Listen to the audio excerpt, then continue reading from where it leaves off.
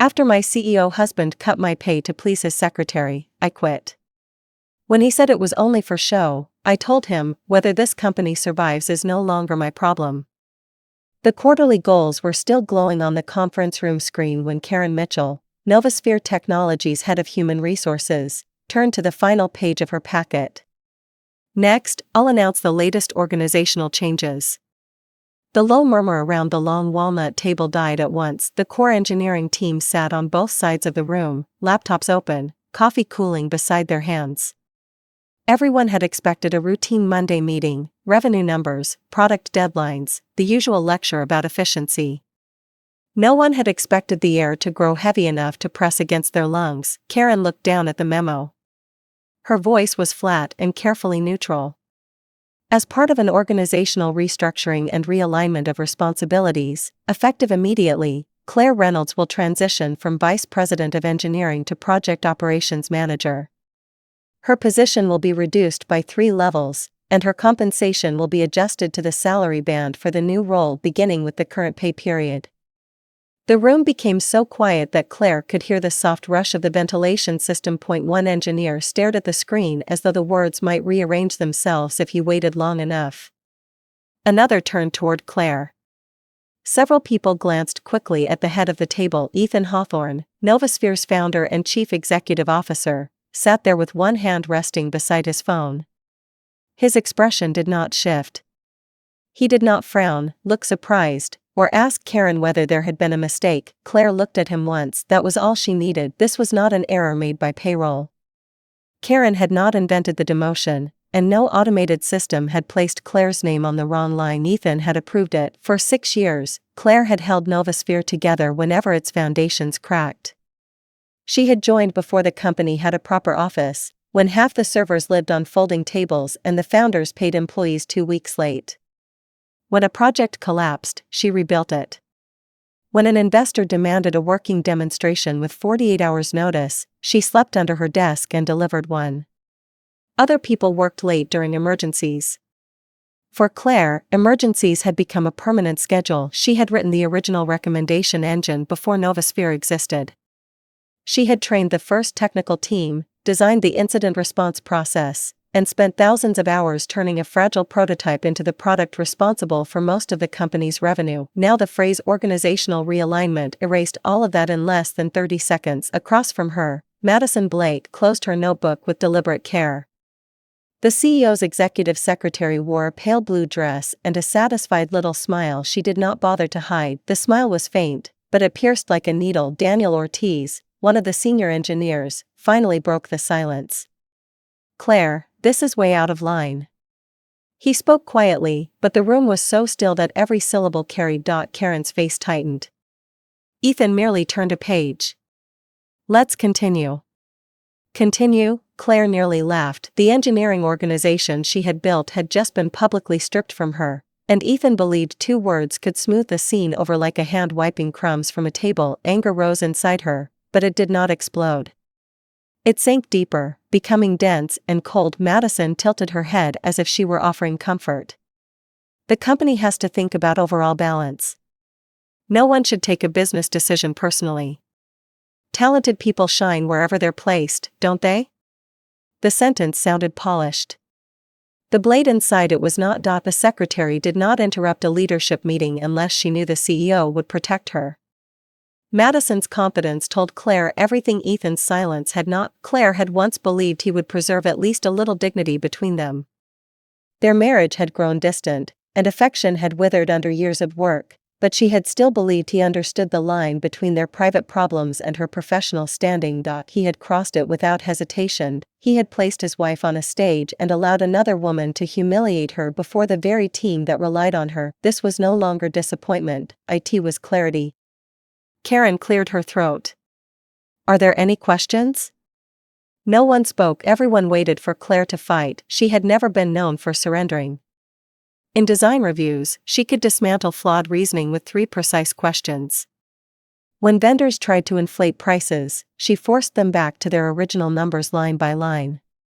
She was direct, exacting, and almost impossible to intimidate. But this time, Claire capped her pen and stood. The legs of her chair made a soft scrape against the floor.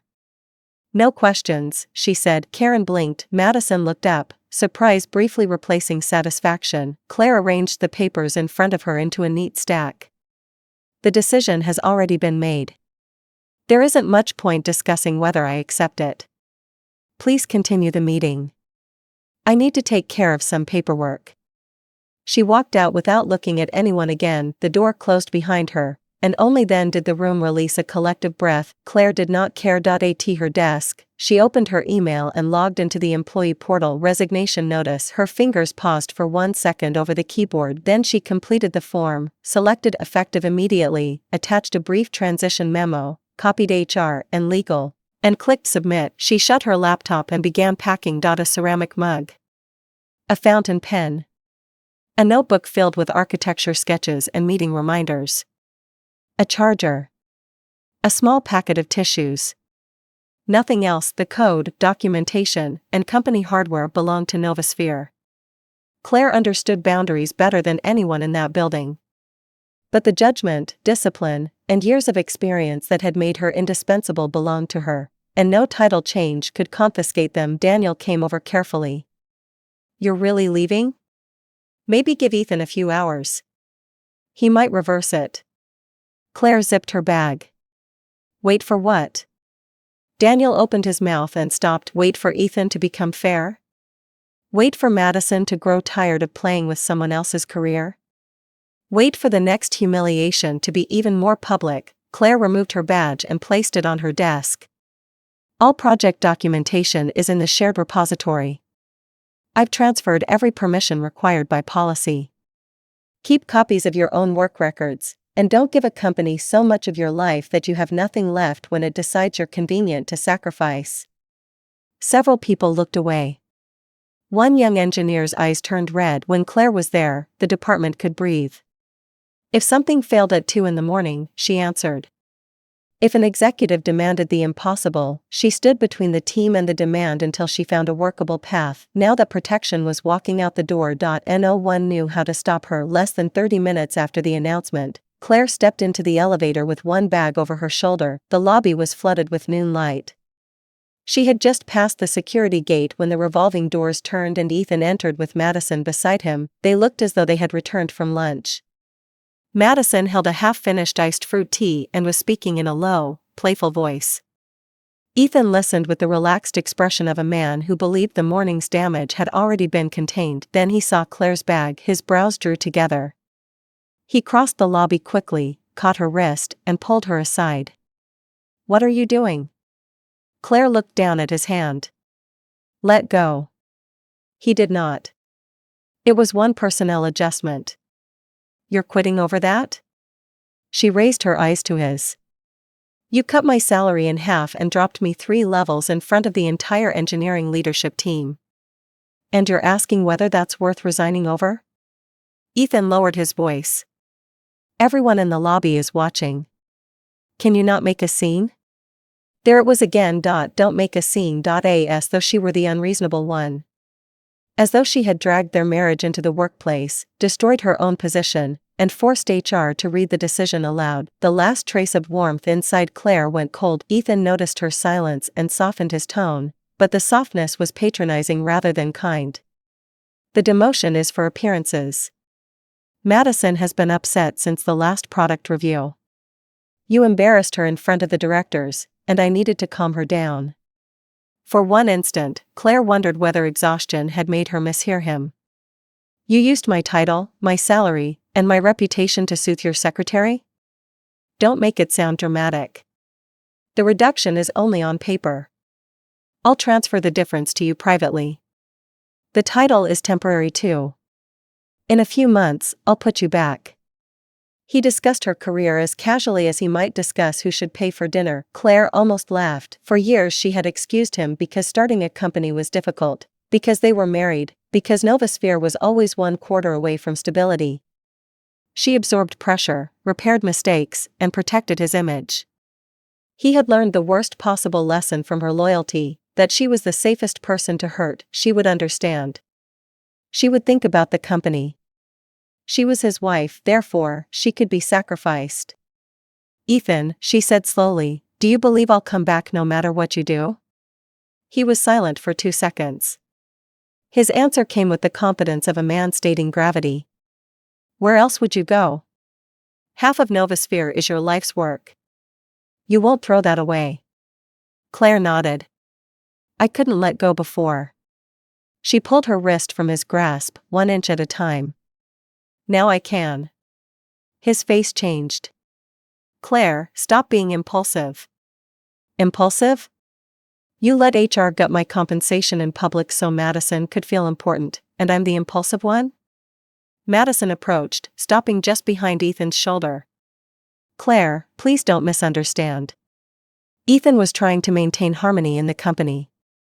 If you leave like this, you'll make things difficult for everyone. Claire turned to her. Understand something clearly. From the moment I submitted my resignation, I stopped being your vice president. You can also stop performing concern for me. Madison's face whitened. That's enough, Ethan snapped. No. It isn't. Claire looked at him. You used my livelihood to entertain your secretary. That's your choice. But from today forward, your company has nothing to do with me. His jaw hardened. Do you have to make everything final? You made it final this morning. People crossing the lobby had begun to glance at them. Claire felt no embarrassment now. She placed her badge in Ethan's hand. Keep the bonus. Keep the title. Keep every promise about fixing this later. I'm done participating. She turned and walked toward the doors. Her heels struck the marble in an even rhythm. She did not slow. Behind her, Madison tugged at Ethan's sleeve. Did I cause trouble for you? Ethan stared after Claire, then looked away. No. She's angry. She'll cool down. The glass doors closed between them outside. Wind touched Claire's face. Only then did she notice that her palms were cold. It was not grief. It was the sharp clarity that came after hope died. She looked once at the silver Novasphere Technologies sign mounted above the entrance and continued down the sidewalk faintly. From behind the doors, she heard Madison ask, She isn't actually leaving for good, is she? Ethan's reply followed, low but unmistakable. Let her go. I only needed to make Madison feel better. Claire isn't going to destroy her marriage over this. He still believed the company, the marriage, and Claire herself would remain exactly where he had left them. He had no idea that before she reached the corner, Claire had already called her attorney. By 10 the next morning, the story had spread across every floor of Novasphere. Claire Reynolds was gone. She had not gone downstairs for air. She had not taken the afternoon off to calm down. She had removed her badge, filed a formal resignation, delivered a complete transition notice, and walked away without asking for a private meeting. When Madison entered Ethan's office, satisfaction brightened her face. She really left? Ethan leaned back in his chair, scrolling through emails. She didn't leave. She's throwing a tantrum. Madison perched on the corner of his desk. I thought she was supposed to be so strong. This much drama just means she wants you to chase her. Ethan gave a faint, dismissive smile. She can't go anywhere that matters. Novasphere is half her life. Give her 2 days. Outside the office, an assistant carrying contracts slowed involuntarily.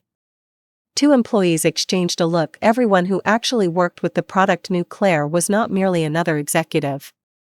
Novasphere's recommendation system generated most of the company's advertising revenue.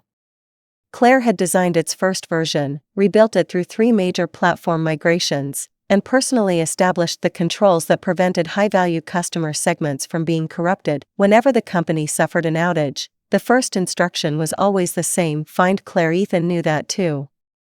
He simply believed her expertise, like her loyalty, belonged to him. Madison opened the door wider to let herself out, carrying a new permissions sheet Ethan had signed. From now on, she announced to the engineering floor, send me status updates on all major projects. Especially the recommendation platform. We can't let processes stall just because one person walked out.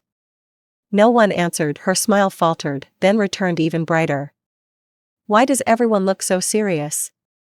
The work still has to get done. Daniel spoke carefully. Claire personally supervised the main recommendation pipeline.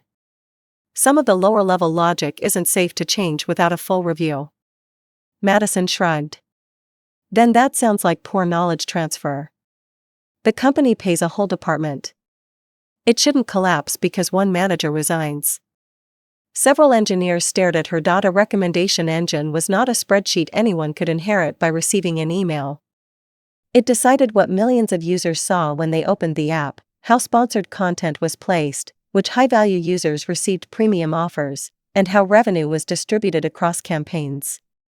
A small change in weighting could redirect millions of dollars in impressions. Claire had restricted permissions because she understood what a careless adjustment could do. Madison saw the restrictions only as gates preventing her from feeling powerful. By noon, she had ordered several review requirements removed in the name of speed.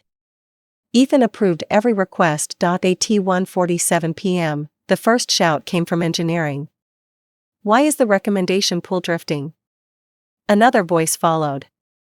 "Homepage weights are wrong. The premium user tags are crossing into inactive segments. Who changed the validation rules?" Within seconds, the floor erupted, keyboards rattled. Phones rang. Red warnings began filling the monitoring screens. Customer complaints multiplied so rapidly that the service dashboard looked as though someone had opened a floodgate. Daniel's face went pale. "Complaints have doubled." "Not doubled," another engineer said. "They're still climbing. Sponsored placements are being misrouted. If the next batch processes like this, the campaign reports will be corrupted too." Someone ran to Ethan's office. "The core recommendation system is failing. Traffic allocation is shifting across the site, and complaints are up almost 5 times in an hour." Madison blinked. "Isn't it just showing the wrong posts to a few users?"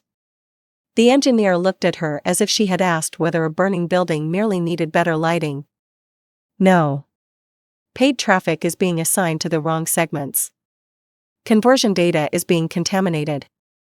If this rolls through another cycle, the entire day's revenue reporting will be unreliable." Ethan finally stood. "Engineering can handle it. They're trying. But no one knows the full dependency chain." The words landed hard. No one knew it. Claire had left, and the most valuable system in the company had become a machine no one dared open. At the engineering floor, arguments overlapped. "The logs don't match the deployment record. We can't roll back because the data already propagated downstream. Who removed the approval condition?" Madison wanted the process accelerated. "Accelerated doesn't mean deleting safeguards." Karen arrived from HR, alarm tightening her face. "Do we need to contact Claire?"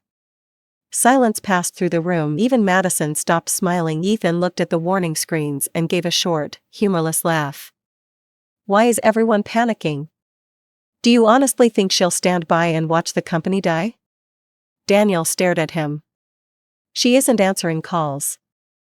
"Then keep calling. When she calms down, she'll come back." The engineering team fell silent. They were not refusing to save Novosphere. They were telling Ethan that they could not safely do what Claire had done, and he still treated the crisis as leverage in a marital argument. Madison slipped her hand around his arm. "Let them keep investigating. You promised we'd have dinner. You can't personally supervise every small issue." Several engineers looked up in disbelief. A system failure affecting the company's main revenue stream was a small issue. Ethan rubbed his forehead. "Keep working. If it gets worse, call me." "It is already worse," Daniel said. Ethan paused at the door but did not turn around.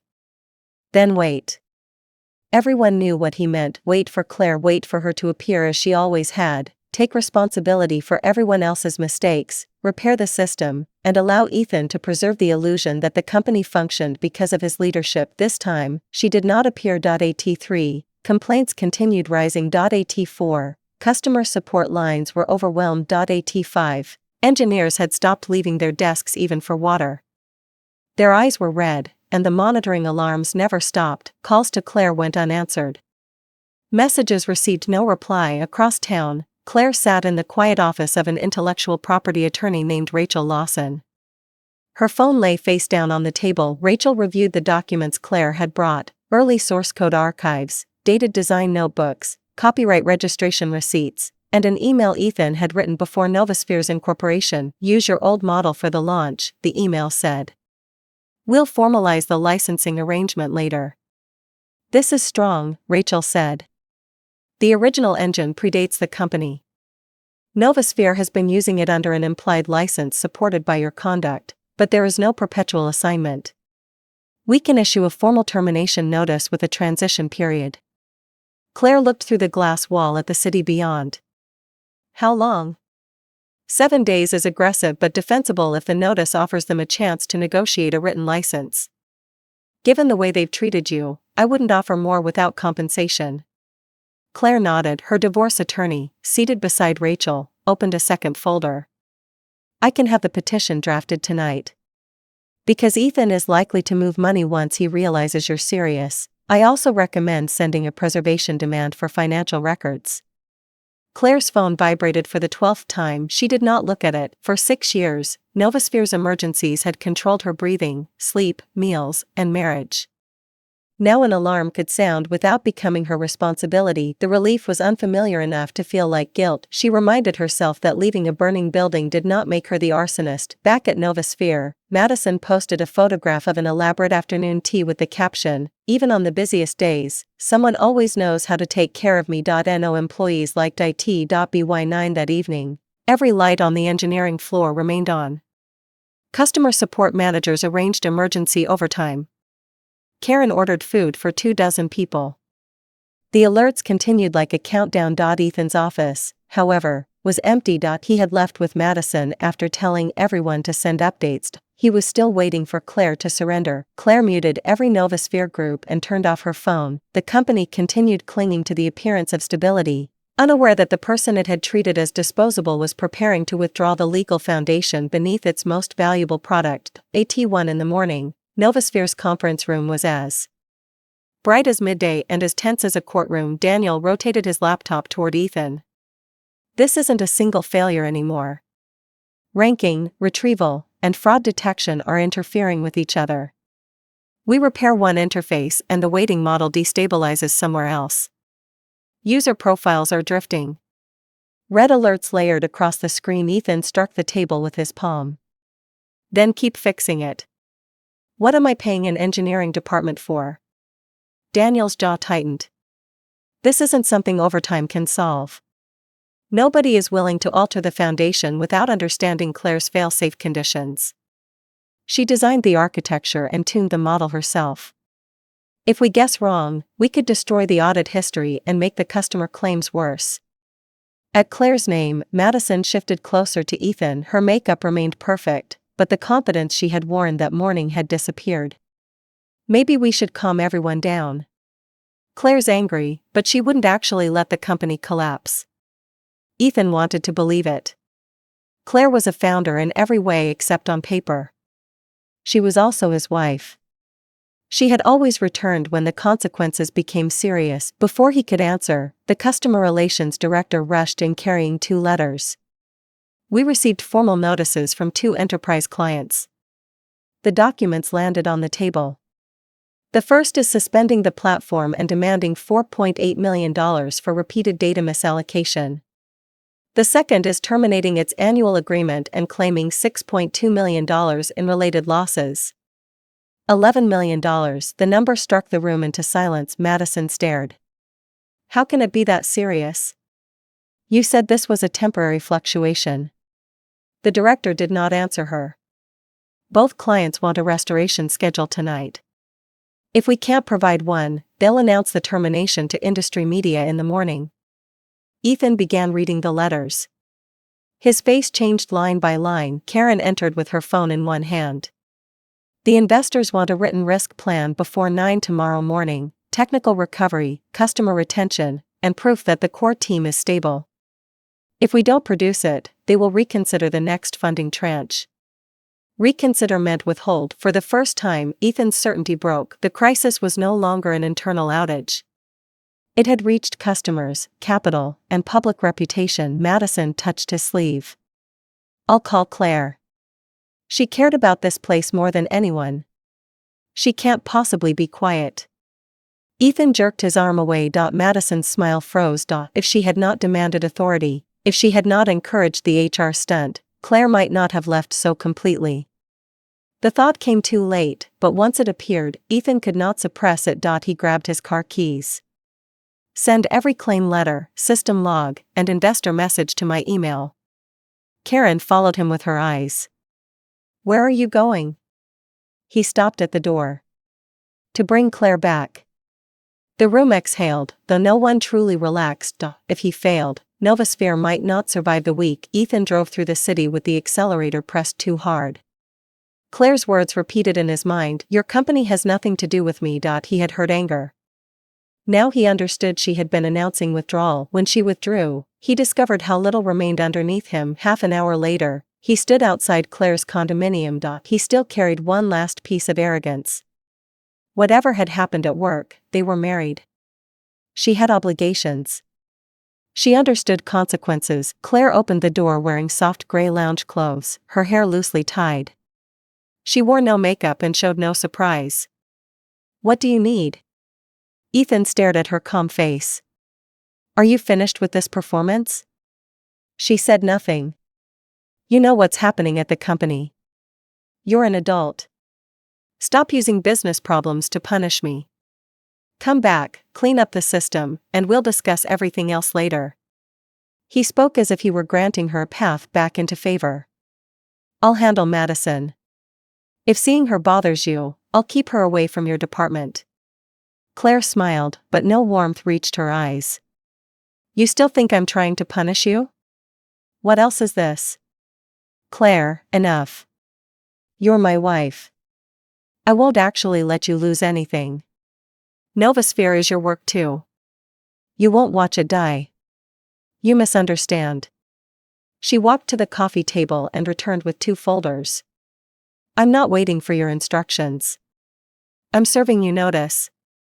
She placed them in his hands. The first was a proposed marital settlement and notice that a divorce petition would be filed. The second was titled Notice of Termination of Software License. Ethan went still. What is this? Exactly what it says. The original recommendation engine was independently developed before Novasphere was incorporated. I have the dated repositories, source files, design records, copyright registrations, and your own emails acknowledging it as my pre-existing model. It was never assigned to the company. His fingers tightened around the pages. Claire continued with surgical precision. I allowed Novasphere to use it because we were building a company together and because we were married. That permission was never unlimited. From the date you receive this notice, Novasphere has a 7-day transition period. After that, unless you obtain a written license from me, any continued copying, modification, deployment, or derivative use will be treated as infringement. Ethan stared at her as if she had become a stranger.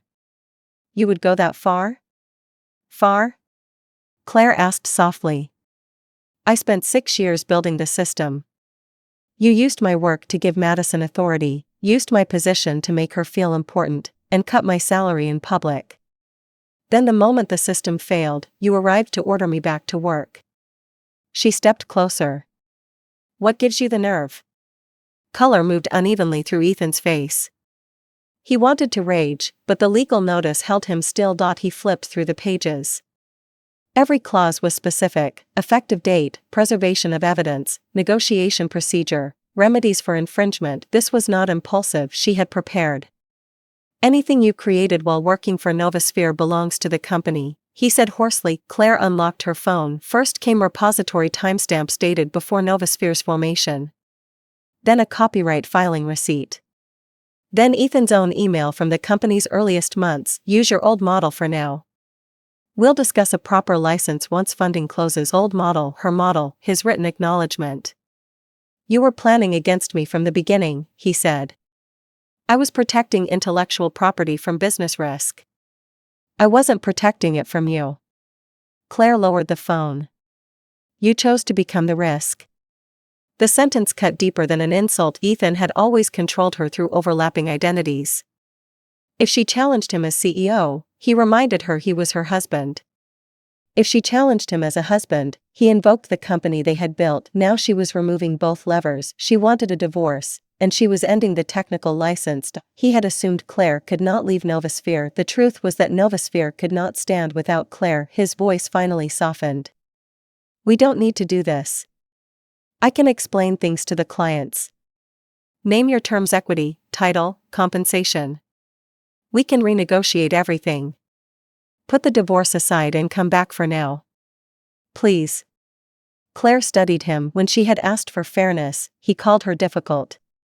Now that he needed rescue, fairness had become negotiable. You aren't negotiating with me, she said. You're trying to make me clean up the consequences you created. She began closing the door. I decline. Claire, your attorney can review the divorce proposal.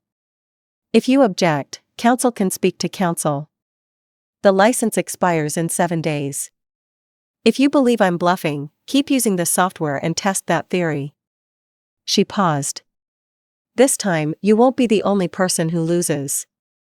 The door shut. Ethan stood in the hallway holding both documents, his hands trembling. His phone began vibrating repeatedly. The customer relations director, client counsel, is downstairs demanding an executive meeting. Karen, investors want to inspect the engineering floor in person.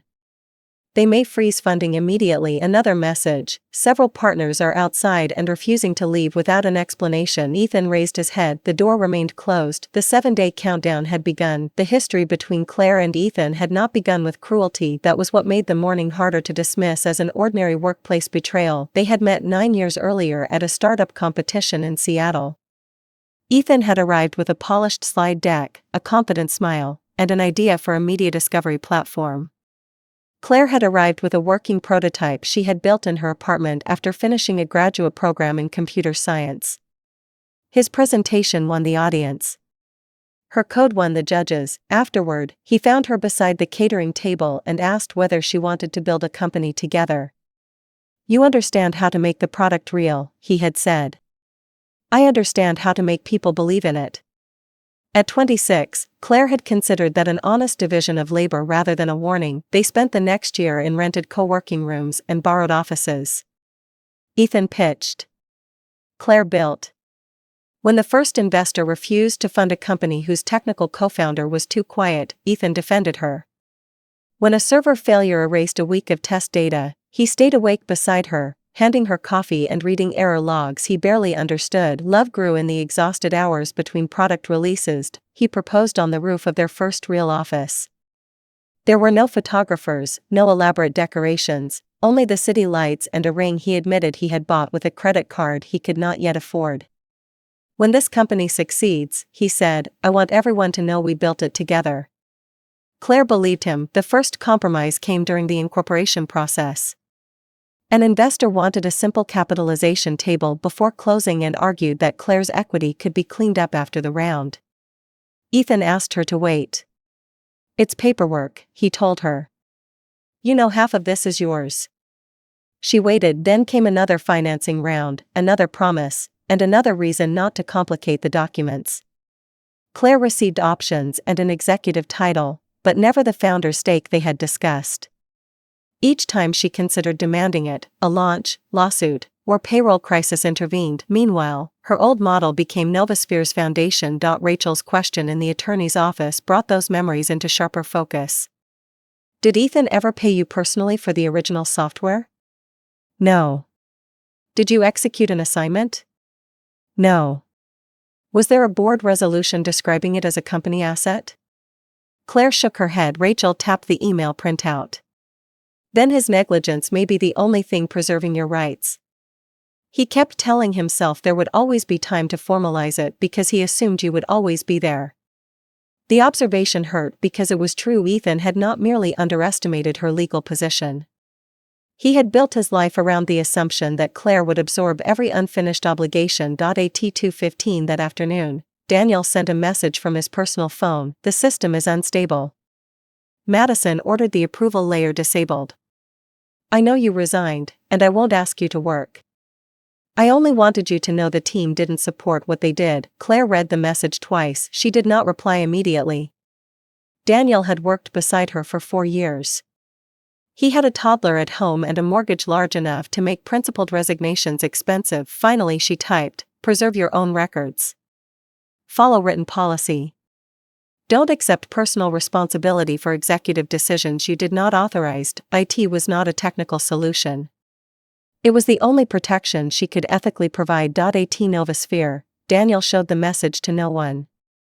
He saved it in a private folder and returned to the failing dashboards. The engineering floor had begun to smell like cold coffee and overheated electronics. Customer service supervisors occupied empty desks because their own department had run out of room. Every few minutes someone shouted another number. Complaint volume is up 600%. The retail client is pausing all campaigns. We have duplicate charges in the premium placement report. Madison stood near the glass conference room, holding a tablet she no longer understood how to use. Earlier, authority had felt like a bright accessory. Now every notification sounded like an accusation. Can we just reset it? She asked. Daniel looked at her with exhausted disbelief. Reset what? The model? The data warehouse? The client delivery? There isn't one switch labeled fix everything. You don't have to be rude. And you didn't have to remove controls from a system you don't understand. Madison's face hardened. Ethan authorized it. Then Ethan can explain it to the customers. For the first time since joining Novosphere, Daniel walked away from a senior executive without waiting to be dismissed. Karen witnessed the exchange and felt a cold knot form in her stomach. She had read the demotion memo that morning. She had known the justification was nonsense. Ethan had called her the night before and instructed her to use the phrase organizational realignment. When she asked whether a performance plan existed, he said none was needed because Claire was his wife and would understand. Karen had followed the instruction because she had a career to protect. Now she watched the company's technical core unravel and wondered how much of the blame would be assigned to the people who had executed Ethan's orders. She opened a private notebook and began recording times, names, and exact language. At 5:30 p.m., a board member named Victor Shaw requested an emergency video conference. Ethan joined from the back seat of his car on the way to dinner with Madison. I understand there is an issue, Victor said. How severe? Engineering is handling it. That's not an answer. A configuration change caused temporary instability. Victor's face remained still. Did Claire Reynolds resign today? Ethan hesitated. She submitted something in anger. Is she employed or not?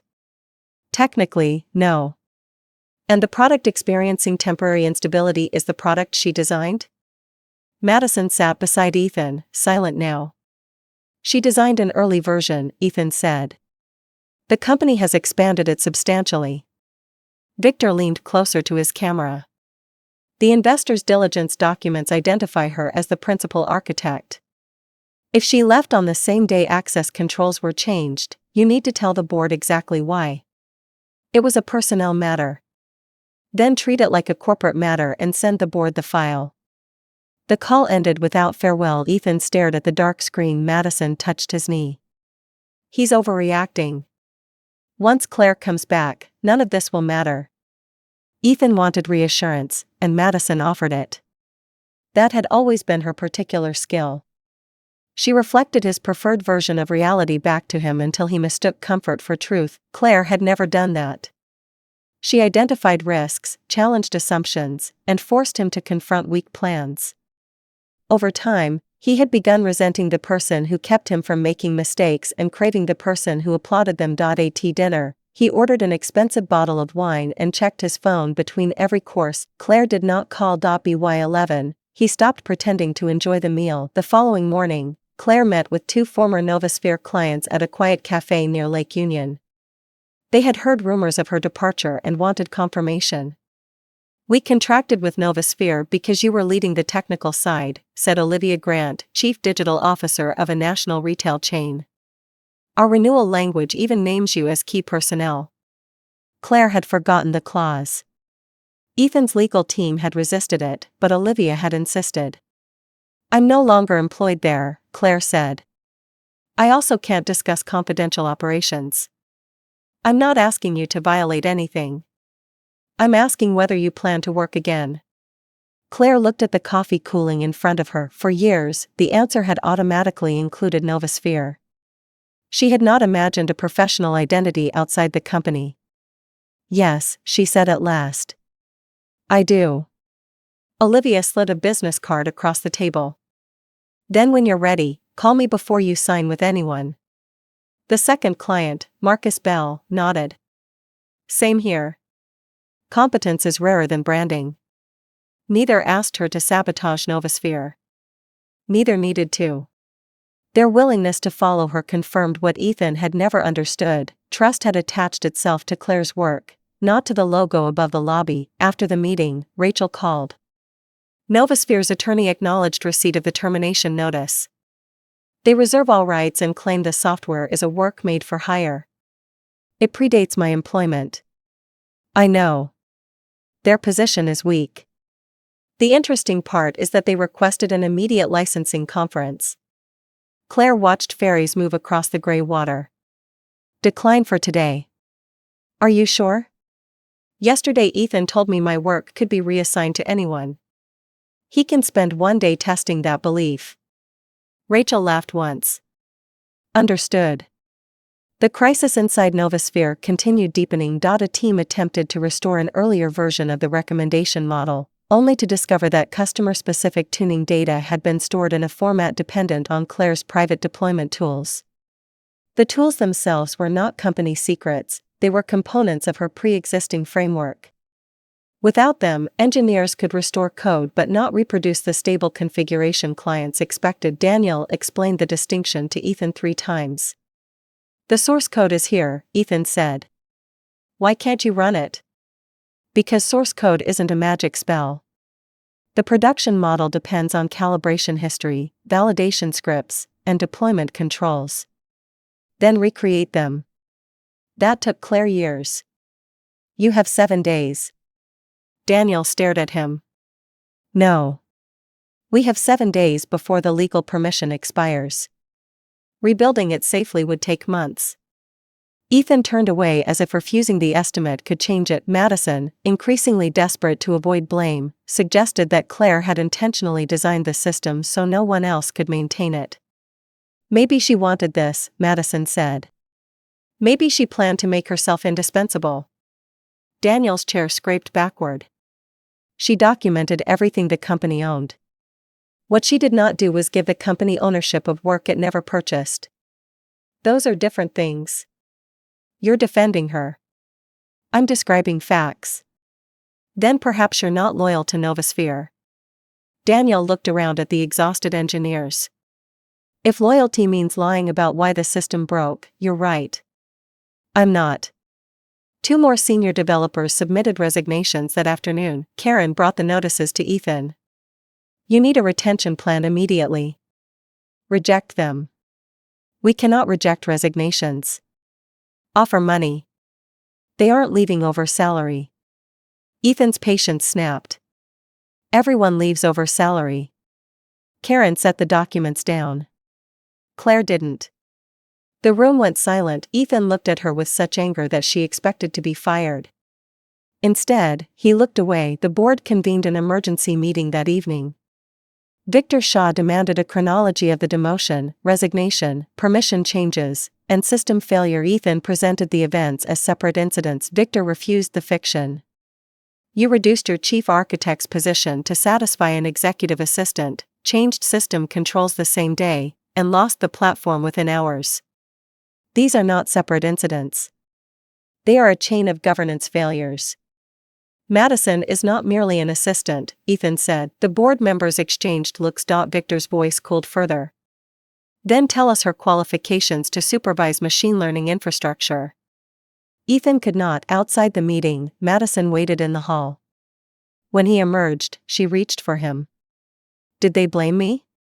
He pulled away. "Go home." "Ethan, I said go home." For the first time, she saw not the man who enjoyed being admired but the chief executive who needed someone to blame. She left without another word. Claire, meanwhile, returned to her condominium after sunset. The apartment had always been in her name, purchased before the marriage with savings and a small inheritance from her grandmother.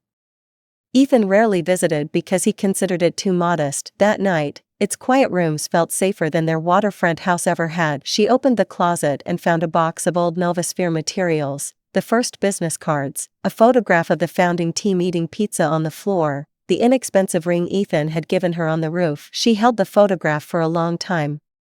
The man beside her had once looked at her with pride rather than ownership. Perhaps he had changed. Perhaps success had merely revealed what had always been there. Claire did not need to decide which explanation hurt less. She placed the photograph back in the box and gave the ring to her attorney the next morning for inclusion in the marital property inventory. The choice felt less dramatic than she expected. Some endings occurred loudly.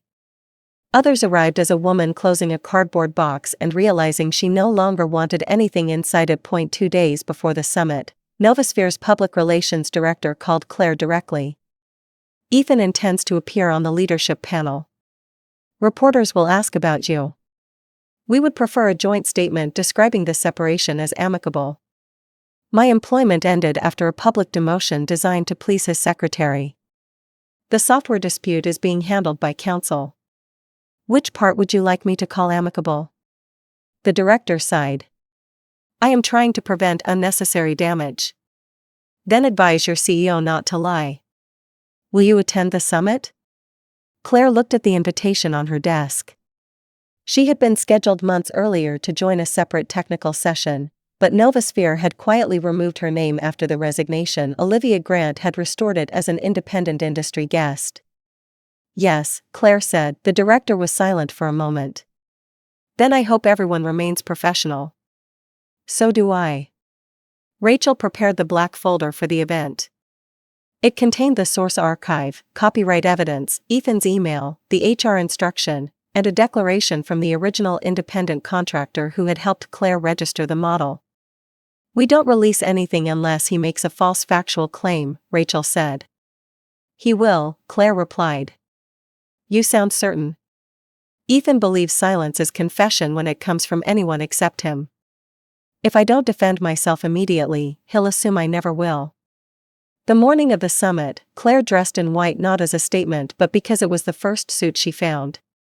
Yet when she saw herself in the mirror, the clean lines felt appropriate. For 6 years, she had appeared behind Ethan in photographs, slightly to the side, often cropped by publications that preferred a founder's face to an engineer's. Today she entered through the main doors under her own name. Employees from other companies greeted her. Former clients stopped to speak. 2 recruiters requested meetings. A university professor asked whether she would consider lecturing about ethical machine learning governance. Every conversation reminded her that Novosphere had been a large part of her career, but it had never been the boundary of her worth. When Ethan arrived with Madison and 3 public relations staff members, he saw Claire surrounded by people. His step faltered. Madison noticed. They're only curious because of the scandal, she whispered. Ethan did not answer. He recognized several of the people around Claire. They were the same executives who had once waited weeks for meetings with Novosphere. Now they were giving her personal phone numbers. During the opening reception, Victor approached Claire privately. I won't ask you to return, he said. The board failed to protect you. But I want you to know not everyone approved what happened. Claire accepted the apology without rescuing him from his discomfort. Approval isn't the only form of responsibility, she said. Silence made it possible too. Victor nodded. You're right.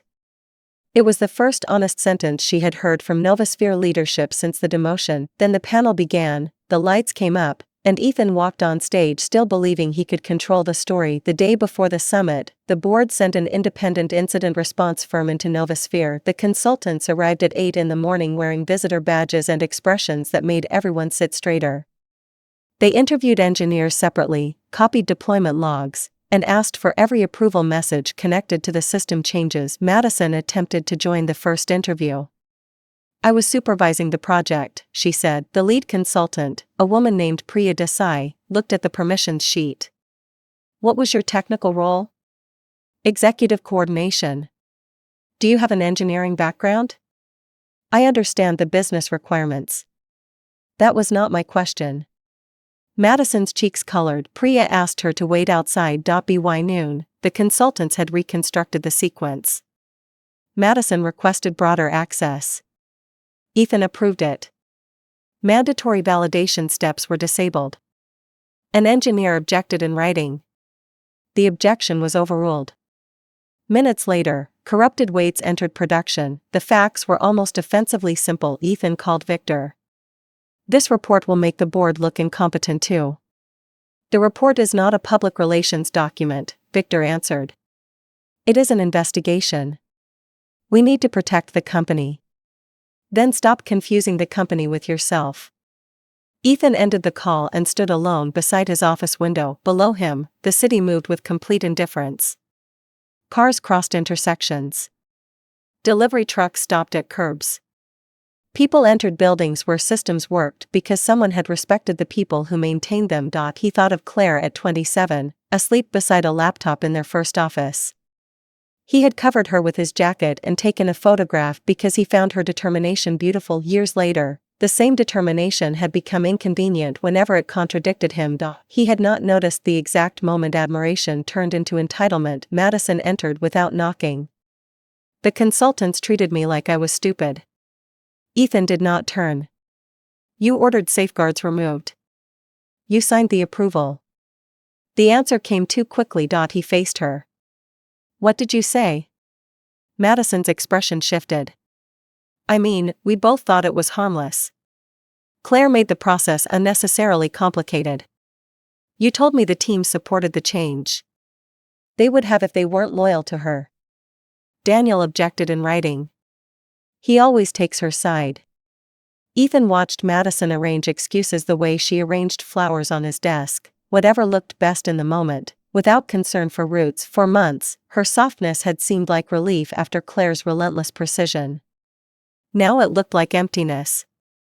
Go home, he said. Again? Ethan, people are blaming me. You need to defend me. I need to defend the company. Madison laughed in disbelief. You demoted your wife for me. Don't act like I'm suddenly an outsider. The sentence struck because it was accurate. Ethan had wanted Madison to feel chosen. To create that feeling, he had publicly diminished the one person whose loyalty had made his success possible. Now Madison treated the sacrifice as evidence of ownership. Leave, he said. She stared at him, then snatched her purse from the chair. Claire was right about one thing. You only care about people while they're useful. The door slammed behind her. Ethan almost followed, not to apologize but to reject the accusation. His phone rang first. It was Novasphere's outside counsel. Claire's attorney has notified us that several clients possess key-person clauses. If those clients terminate because her role was materially changed, our exposure may exceed the current claims. How much? We don't know yet. Potentially tens of millions. Ethan closed his eyes. Can we force her to return during the license transition? No. Employment is voluntary. Her resignation complied with policy. Can we stop her from working for clients? Her non-compete is probably unenforceable under Washington law, and we would not want discovery into the circumstances of her departure. Every legal path seemed to circle back to the same fact: Claire had left cleanly. The disorder belonged to the people who remained. At her apartment, Claire received a different call. Olivia Grant had reviewed the public reports and wanted to know whether Claire planned to launch a new firm. I haven't decided, Claire said. Decide soon. There are at least 4 companies that would fund you tomorrow. Funding always comes with ownership questions. Then write the terms correctly this time. Claire smiled despite herself. After the call, she opened a blank document and typed a working name, Northstar Intelligence. She did not incorporate it. She did not draft a pitch. She simply let the words remain on the screen long enough to imagine a company where technical contribution could not be erased by marital convenience. Rachel arrived with takeout and the final summit materials. You haven't eaten, she said. How can you tell? Because you become more polite when you're hungry. It's unsettling. They ate noodles from cardboard cartons while reviewing the evidence. The HR instruction was particularly damaging. Ethan's message read, make the title and pay change visible. Madison needs to feel that I support her. Claire will understand later. Claire read it without expression. Rachel watched her. We don't have to use this tomorrow. I know. It may become public in litigation anyway. I know. Are you all right? Claire set down her fork. For years, I thought he hurt me accidentally because he was under pressure. That message proves he considered the humiliation itself useful. Rachel said nothing. There were pains that did not need advice. They needed a witness. Claire folded the page and returned it to the folder. If he tells the truth tomorrow, we keep it private. If he lies, we correct the record. And if he apologizes? Claire considered the question. An apology may matter to the person I was before that meeting. It won't restore the job, the trust, or the license. Outside, rain began tapping against the windows. Claire remembered dozens of nights when the same sound accompanied emergency deployments at Novosphere. She would have been hunched over a laptop, Ethan asleep in the next room, Madison perhaps sending messages designed to keep his attention. Tonight the laptop on her table belonged to her. The blank North Star document remained open behind the evidence files. For the first time in years, the future looked frightening because it was wide, not because it was closing around her. Before leaving for the summit, Claire received one final message from Daniel. The team had worked through the night. One engineer had fainted from exhaustion. Customer support had moved folding cots into a training room. Ethan had ordered everyone to remain available through the weekend, but he still had not acknowledged that the personnel decision had caused the crisis. Daniel attached a copy of his resignation letter. I can't keep asking junior engineers to risk their careers for decisions executives refuse to own, he wrote. I will finish the preservation work required by council, then I'm leaving. Claire sat at her kitchen counter and read the letter slowly. She had spent years believing that staying protected her team.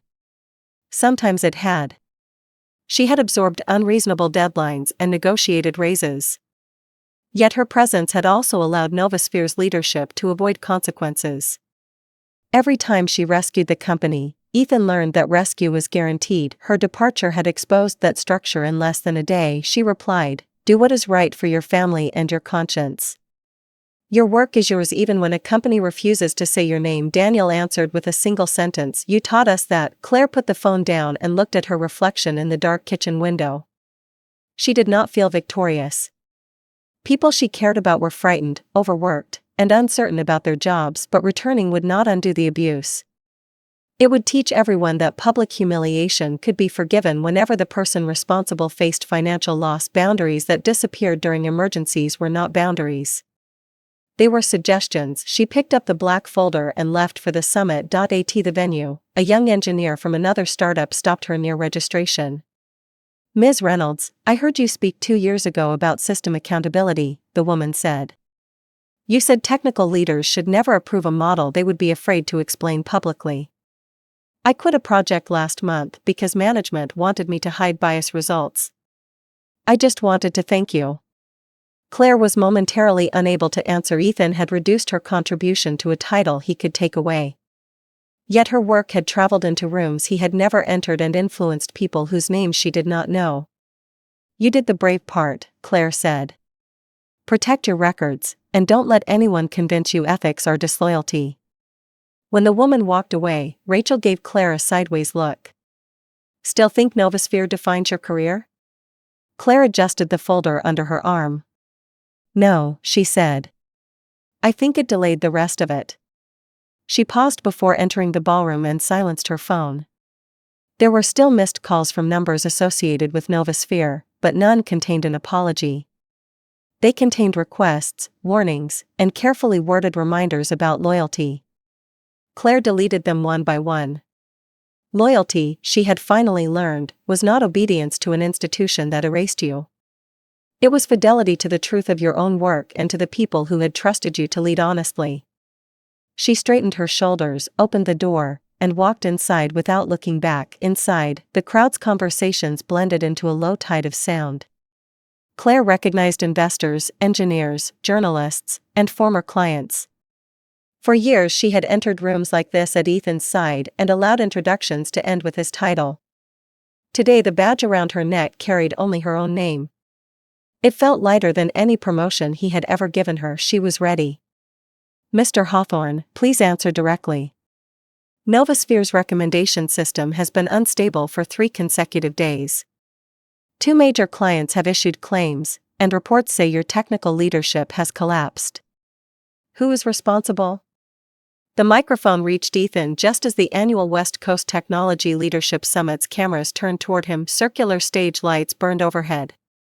Ethan sat among a panel of founders in a tailored charcoal suit, his posture composed but the smile on his face strained. The summit was supposed to restore confidence. His public relations team had planned talking points about innovation, resilience, and an upcoming product line. A friendly moderator had agreed to ask about the future rather than the outage. None of that survived the first question. Is it true that key algorithm permissions have been revoked? Does Novasphere face an intellectual property ownership dispute? How will you respond to the customer claims? Cameras lifted across the room. The event was streaming live. Ethan tightened his grip on the microphone. Technology companies experience adjustments during periods of rapid growth. Organizational changes and short-term platform tuning are normal. Outside observers should avoid exaggerating routine operational matters. The answer drifted across the stage and landed without weight. No one believed him. Representatives from 2 enterprise clients sat in the front row with closed folders on their laps. A bored observer watched Ethan with an expression as sharp as a knife. The moderator attempted to move on, but a reporter stood before he could. Routine operational matters don't usually generate 8-figure claims and an emergency licensing notice. Was the core system created by your former engineering chief, Claire Reynolds?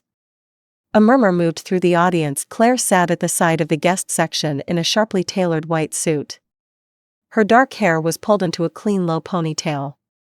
She looked calm, controlled, and entirely untouched by the chaos surrounding Ethan. In contrast, he appeared to be a man trying to hold a wall upright with one hand. He glanced at her. She did not look back. Something bitter rose inside him. For 3 days, lawyers had advised him not to discuss the license. Investors had ordered him to resolve the dispute quietly. Customers demanded proof that Novasphere could operate without Claire. He had none. Every hour of silence made him look weaker. Ethan shifted his tone. When he spoke again, he sounded weary rather than defensive. There are personal dimensions to this situation that I did not intend to discuss publicly. Claire and I share a long history. We also share a marriage. Out of respect for that relationship, I have carried burdens I would normally address through formal company procedures. The room stirred. Claire remained motionless, encouraged by her silence. Ethan continued. When one person's emotional response begins affecting employees, clients, and investors, however, a CEO has a responsibility to be transparent. The recent disruption did not begin because Novasphere lacks technical capability. It began when a former executive abruptly left during a critical period and attempted to use disputed intellectual property as leverage in a private marital conflict. Several reporters began typing. Madison, seated behind the stage with the communications team, watched Claire with poorly concealed triumph. Ethan leaned forward. I did not want our divorce to become a public spectacle. I repeatedly offered a reasonable path for Claire to return and ensure an orderly transition. Unfortunately, she chose escalation. That was when Claire finally lifted her eyes. Her expression was not angry. It was almost curious, as if she were watching a man step onto ice after being warned it was thin. Rachel Lawson sat beside her with a slim black folder on her lap. She leaned close. He's making factual assertions now, she whispered. We can respond. Claire nodded once on stage. Ethan saw the movement and mistook it for hesitation. His confidence grew. I understand that people make regrettable decisions when emotions are high, he said. I am still willing to protect our employees and find a solution. But no individual, regardless of personal history, should be allowed to hold an entire company hostage. A few members of the audience shifted uncomfortably. The moderator looked toward Claire. Ms. Reynolds, since you are here and have been referenced directly, would you like an opportunity to respond? For one long second, the hall was completely silent. Claire rose. The white suit caught the stage light. She accepted a handheld microphone from an event assistant and walked toward the aisle with measured steps. Ethan watched her approach, still believing he had placed her in a defensive position. He did not see Rachel open the black folder. He did not see the board observer straighten in his seat. He did not know that, 30 minutes before the panel, Novasphere's own document retention vendor had completed a court-authorized preservation of his emails, including the message in which he called the algorithm Claire's old model, the messages in which Madison demanded Claire's title, and the note he sent HR approving the demotion for optics. Claire stopped beneath the lights. "Mr. Hawthorne says I held Novasphere hostage," she began. Her voice was quiet enough that everyone leaned closer. "So let's start with a simple question. Who owns the property he says I stole?" Ethan's smile tightened. Claire looked toward the main screen. "With the organizer's permission, my counsel has provided 3 documents for display." The screen behind the panel went black, then the first dated source code archive appeared. The timestamp from 2 years before Novasphere's incorporation filled the upper corner. The audience erupted in whispers. The second document appeared, Ethan's email acknowledging the model as Claire's existing work. The third had not yet loaded. Ethan's hand closed around the microphone until his knuckles turned white. Claire turned her eyes to him. "You wanted to make our private history public," she said. "Then let's make all of it public." The screen flickered and the final file began to open. For more exciting content, please subscribe and follow us.